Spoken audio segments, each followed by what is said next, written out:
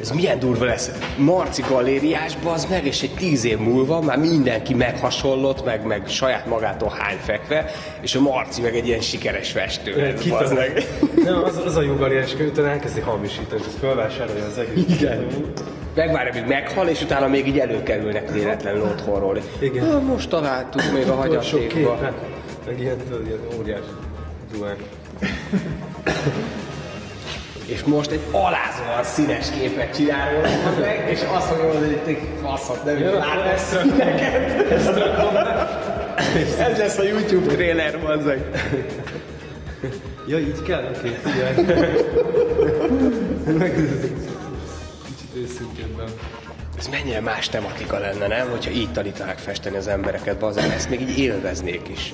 Ugye bemész egy képzősuliba, és nem az van, bazd meg, hogy kevert ki ezt a szintet, ugye gyerek, hanem az, hogy bazd oda, azt élvezd, érted? És előbb-utóbb úgyis megszületik benne az igény, hogy olyat fessen, bazd meg, mint Cézanne. Jó van, azért tanulja a gyerek, bazd meg a vadulást. Megjegyzem, ez lesz, hogy a legjobban kinéz a kamerán. Hát hiába filmes a csávó, bazd meg. Ugye itt még fönt ezek még tök üresek, ezek a szegletek. Ha, sarkok. Sarkok, semmi nincsen, nincs így bennük festék.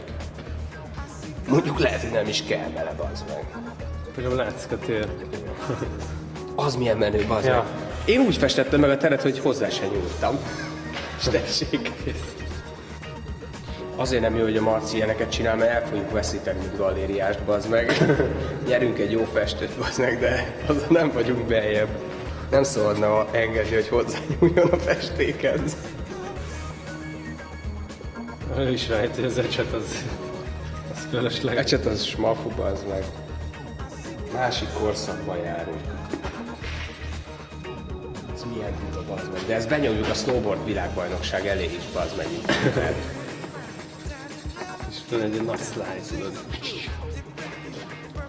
Marcello, tényleg, igen, mindenkinél van egy ilyen tudod, kis előtte otthon így ül a medence partján, szürcsöli a koktélt, Marcinál meg az, hogy fest, bazd meg, és utána pedig ugrik. Szép. Hülye vagy, bazd meg, ez a csávó tud rajzolni.